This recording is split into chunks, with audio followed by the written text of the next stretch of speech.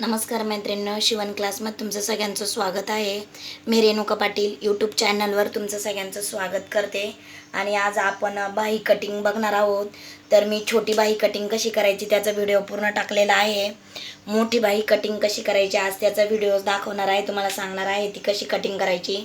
हे बघा, सध्या सगळ्यांनाच 10 किंवा 11 इंचाची कोपऱ्यापर्यंत बाही सगळ्यांनाच आवडते, इथून तर कोपऱ्यापर्यंत. तर आपण छोट्या बाहीचा व्हिडिओ टाकलेला आहे. आज आपण कोपऱ्यापर्यंत म्हणजे इथपर्यंत बाही कटिंग कशी करायची त्याचा व्हिडिओ सांगणार आहे. हे बघा, तर काय करायचं, 10 इंचाची बाही घ्यायची आहे आपल्याला. साधारणतः 10 येतेच आणि त्याच्यात अर्धा इंच एक्स्ट्रा घ्यायचा आहे शिवण्यासाठी आपल्याला. म्हणजे बघा, 10.5 वर एक टिक करायची आहे.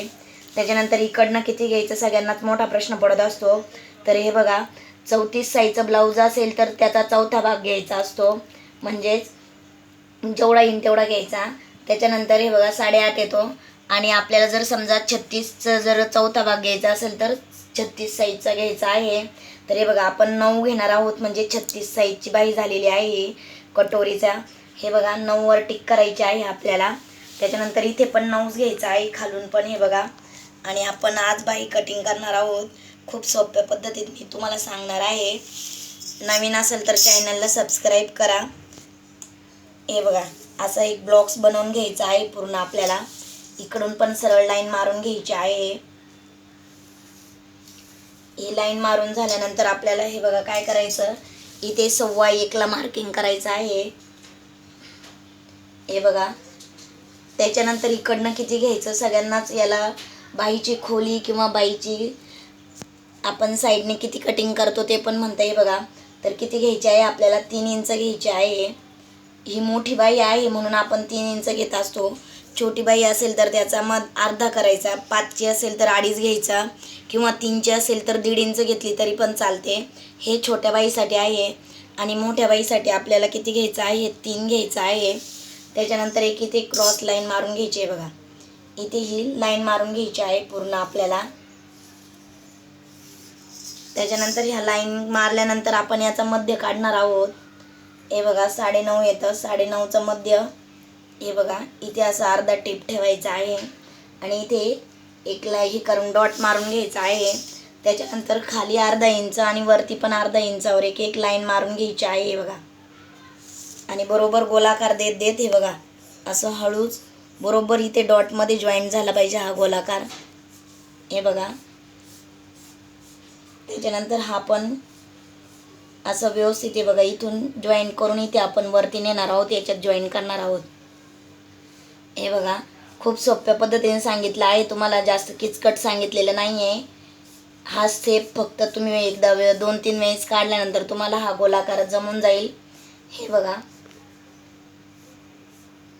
मी बाकीचे पण व्हिडिओ टाकलेले आहेत, ते पण तुम्ही बघा. तुम्हाला 36 साईज 34 साईजची पण पेपर कटिंग दाखवलेली आहे मी. त्याच्यानंतर हे बघा, इथे खाली आपल्याला 1 इंच सोडायचं आहे. 1 इंचावर टिक करायची आहे इकडनं. आणि इथे पण एक लाईन मारून घ्यायची आहे अशी. हे बघा, ही लाईन मारल्यानंतर हे बघा, ही बाही पूर्ण कटिंग आपली बाही झालेली आहे. तर आता बाही कटिंग कशी करायची ते दाखवते मी तुम्हाला. हे बघा, सगळ्यात आधी इथून सरळ लाईन, हे बघा, जशी आपण लाईन ड्रॉ केलेली आहे तसाच आकार द्यायचा आहे. हे बघा, कटिंग करताना.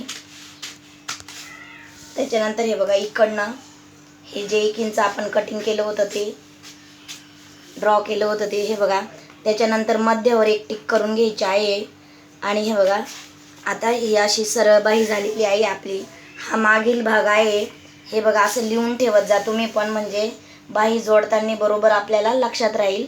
हा मागील भाग आहे आणि हा पुढील भाग आहे बाहीचा. तर पुढचा भाग हा आपण अर्धा इंचावर गोलाकार दिलेला असतो. हे बघा, त्याच्यानंतर हे बघा, इथे जे आपण इथून आलो होतो इथे बरोबर असं व्यवस्थित कटिंग करत जायचं आहे. हे बघा, आणि असं व्यवस्थित कट करून घ्यायचं आहे. हे बघा, त्याच्यानंतर बघा, हा जो शेप आहे हा बरोबर पुढच्याच भागाला आला पाहिजे, आणि जो मोठा आहे तो मागील भागाला गेला पाहिजे. तुम्हाला आजची बाही कटिंग कशी वाटली नक्कीच कमेंट करा. हे बघा, आणि खूप सोप्या पद्धतीत सांगितलेलं आहे. तुम्ही पण तुमच्या ब्लाऊजची बाही कटिंग करून बघा. त्याच्यानंतर इथे आपण डिझाईन पण बनवू शकतो. तुम्हाला जी आवडेल ती डिझाईन, किंवा खालून लेस पण लावली तरी पण चालेल. व्हिडिओ बघितल्याबद्दल सगळ्यांना थँक्यू.